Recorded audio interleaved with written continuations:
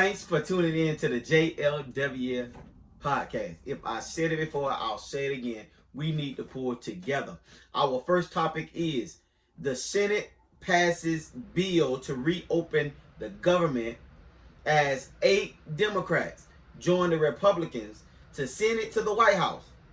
So what's next? After they agree, after they get the votes that they need, they send it to the White House. It gets to Trump's desk. He signed it into law. He makes it official. The government has been opened back up. And as I heard, a lot of Americans, and in the state of Alabama where I live at, has received food stamps. So that's a blessing all by itself. The article says most agencies will be funded through January under the new stopgap continuing resolution. It goes on to say that more than 1 million federal employees who worked or were furloughed during the shutdown without pay will soon begin receiving regular paychecks, as well as back pay for the checks they missed for the duration of the funding lapse. Around 650,000 furloughed workers are expected to quickly return to their offices. Let's take a look at Trump as he makes his speech and sign this bill back into effect as he opened up the government. Let's take a look. I just want to tell you the country has never been in better shape. We went through this short-term disaster with the Democrats because they thought it would be good politically. And it's an honor now to sign this incredible bill and get our country working again. Thank you.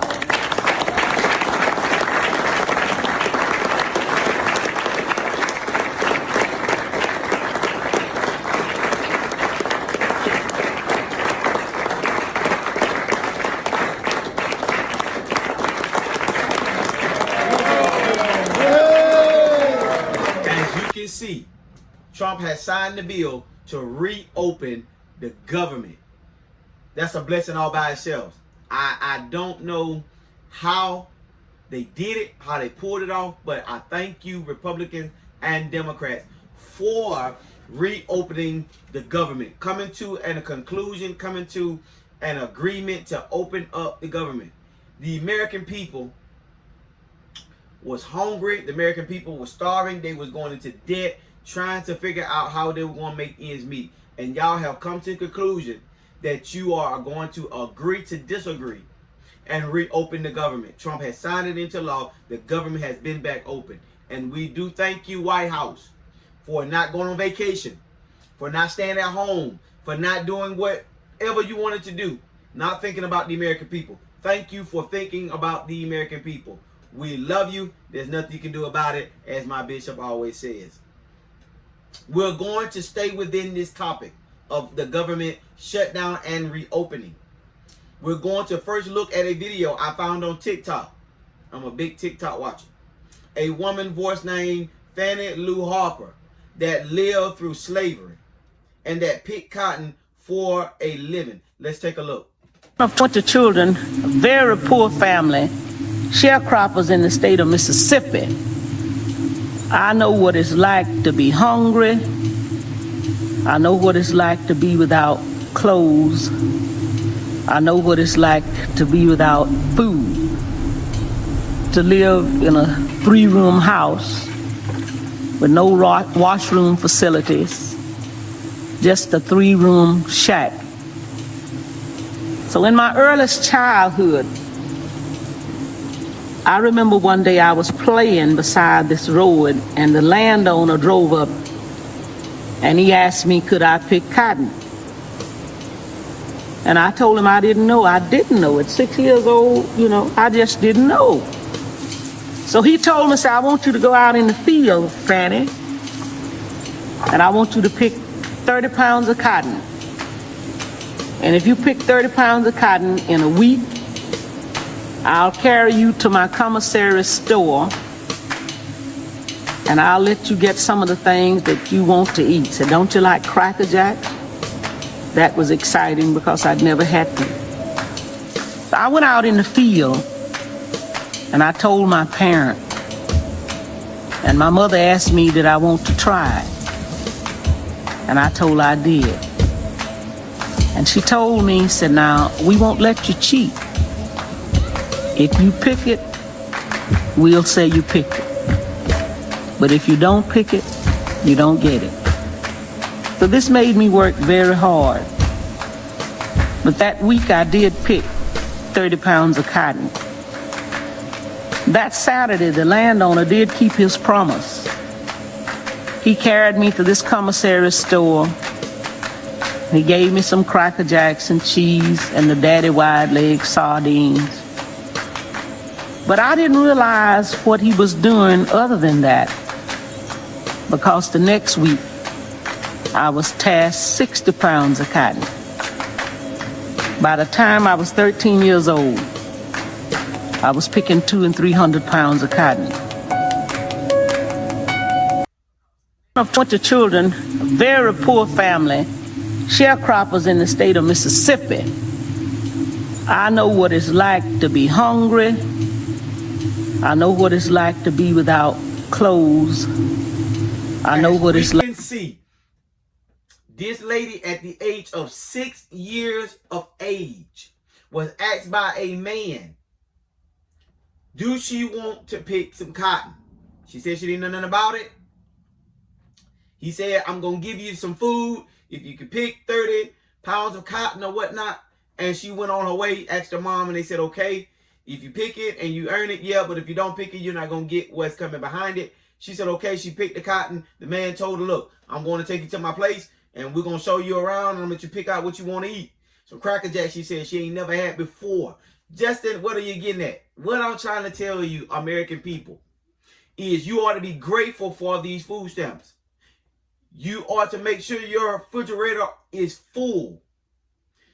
You need to make sure that you have respect for these food stamps. Why? Why are you saying that? Because there are our ancestors that paved the way so you will have the right for government assistance. Not only do you have these food stamps, but you're probably on welfare and all these other different things that the government can issue you. You're probably getting a lot of things free. But guess what it came off the backs of? Our ancestors, our great-great-great-grandmothers. I believe my grandmother went through that slavery time, and her mother as well. I know some of my great aunts that had passed on. I only have one now. But she began to tell me, her and my great uncle began to tell me how they was out there picking cotton, picking peas and all these different things. It goes off the backs of our ancestors. We should be grateful that the Democrats and the Republicans have come together to open the government up so that we can get these government assistance. Even though health care is up, the ones that are working, you ought to be thankful that you can get on some health care. If you're not getting them through your job, I heard that it's very high. I have a little teak thing that I'm doing with one of my insurance people, and I thank God it's not high as some others. Some are paying $1,500 worth of insurance, and it's not even, it shouldn't even be that much, but it is. But back on the subject, this lady picked cotton for a living, and before long she was picking up 200 bales of cotton. Look, she paved the way so you can have the right to be free, the right to bear arms, and all these different things. It came from our forefathers and mothers. So we should be thankful and we should be grateful. Let us all take a look at another video of this black lady named Miss Evers. Let's take a look. She lived through her husband being killed and was asked, could she forgive Mississippi? And let me tell you, this is what she said. Let's take a look. Mississippi for what they took from you? No, that was quick, wasn't it? It was easy to give you that answer. But what I did do was pray that I would release the anger and the unadulterated hatred that I had for the state of my birth. Hatred destroys the one who hates. Okay? The others that you hated, they go on about their business, care less. I did not want to live a poisoned life by my hatred of what had been done to my husband and to me.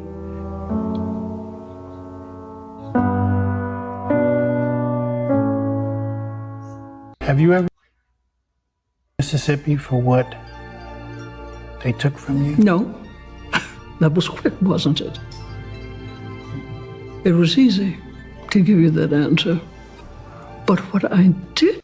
This woman, as of her last name is Evers, because I can't pronounce her first name, went through losing her husband back in Mississippi. Back in the day, it really doesn't say a date on there. And the man asked her, could she ever forgive Mississippi? Could she ever forgive her birthplace? And she said no quickly. That's when you don't really got to think about nothing. What is your name? Justin. You don't have to think about it. 2 + 2 is 4. You don't have to think about it because you already know. And she already knew that she was going to never forgive Mississippi from taking her husband away from her. She said that hate destroys the person that is doing the hating. It's powerful. It don't destroy the person that you're hating on. It destroys the person that is doing the hating. So if I'm hating on another person, it destroys me. It doesn't destroy the other person because they get their good night's sleep. They're going to work. They're financially stable, physically, mentally, and emotional. I'm going through because I'm yet got hate in my heart. Justin, what are you saying? A lot of our ancestors died with hate, died with hatred, died with envy, died with malice in their hearts because of the things that they went through, that they didn't get a chance to be free to come out of and enjoy their life before their death. They got so sick before they got a chance to explore the world. So while you're being ungrateful for these government assistance, while you're being ungrateful for these big, beautiful cars, big double wide trailer, big mansions on the hill, eat whatever food you want to eat, go places you want to go to the Bahamas, overseas, Africa, go all the different places our ancestors never could go because most of them died too soon, as we say. That's the motto, died too soon. They paved the way so we might have the right to be free, eat and drink and live any way we choose to live off of their backs. This lady said, I had to get hatred out of my heart because it did not destroy the person I was hating. It was destroying me. And I did not want to be destroyed. But I could never forgive my birthplace. This lady went through a lot. She lost a lot. But she came to the conclusion that I'm not going to take life for granted. Our final video. Let's take a look at Mahalia Jackson singing Joshua Fit the Battle of Jericho and the speech from Dr. Martin Luther King Jr. Let's take a look.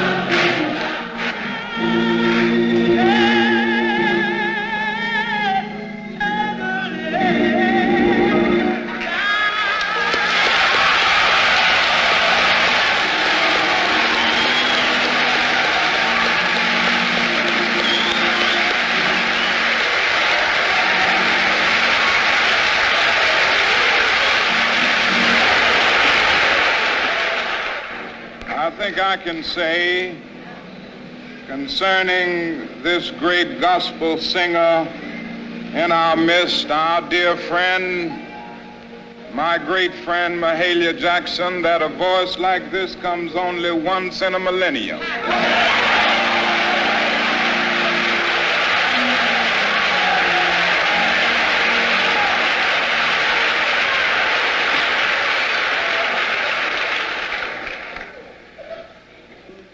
If there is any doubt in anybody's mind concerning whether we have a movement here in Chicago, you ought to be in this church tonight.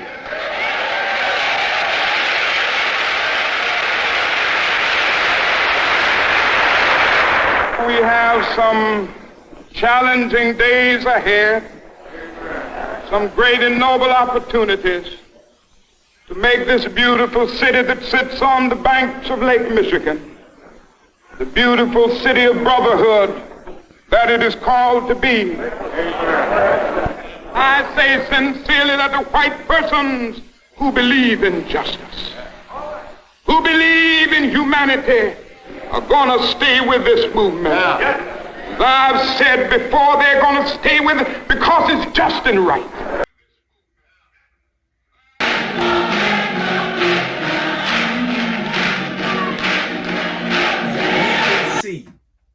Mahalia sung so well. She paved the way for many to sing gospel songs. And we forever be grateful for her voice. I just love to hear an old seasonal voice. They was in Chicago on this video talking about justice. Anything about Martin Luther King, he was talking about blacks and white coming together, talking about the movement. Before he was shot and killed, he got a lot of things passed. A lot of folks carried, like Jesse Jackson and many more, carried his legacy on getting American people together, not just white, blacks, Puerto Rican, Mexican, Hispanic, and all these other cultures, but getting everybody as one, so it wouldn't be a black, white, yellow, orange, or green thing. So they also are a big movement in your getting your government assistance, getting your food stamps, getting every little thing that you get free, Section 8 and all these other different things that's coming freely to you that you don't have to pay for. You can just swipe your card. She said Joshua fit the battle of Jericho and the wall came tumbling down. Joshua fit the battle of Jericho. Can I ask a question? What battle do you fit? What battle do you fit? Joshua fit the battle of Jericho. Walking around Jericho until it started tumbling down. What battle do you fit? What battle do you fit? My bishop is a 20-year veteran. And he says it like this. Ask not what our country can do for us, but what we can do for our country. And I'll be honest with you. What are you doing to make a difference? What are you doing to say you're pleased with everything that you're getting, you're not taking it for granted. You're not being greedy. You're doing everything that you possibly can to make it and to help someone else make it as well. Remember, it's about seeing us succeed in life. It is about that. But it's also about helping one another along the way. I showed all these videos to say this. Your ancestors went through hungry nights, but yet they made it.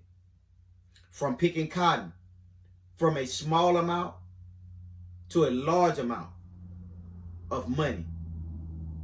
And they made it.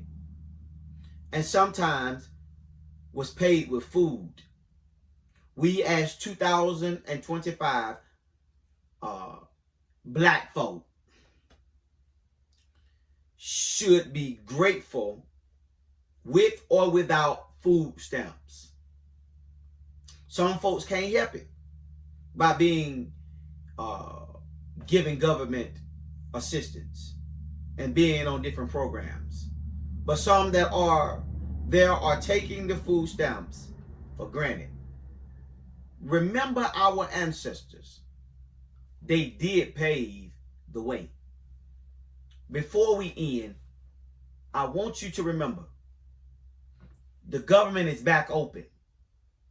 You're getting your government assistance once again. Don't take it lightly. Do not take it for granted, because it could be taken away from us once again. I said it at a church that I was preaching at. I believe that it was nothing but God removing everything from us to let us know that we're ungrateful. To let us know that we're unthankful. That until we get to that point of being thankful for every little thing that Jesus does for us, then will he give back our government assistance. To the people that's on there, be grateful, be thankful, because your ancestors, your black ancestors, paved the way so that you will have the right for everything that is given to you. The Bible says a man doesn't work, they don't eat. A man that does not work does not eat. That goes for women as well now. Women is included in it, and I believe they was included in it before. But the Bible says different. That was my belief. The Bible said a man don't work.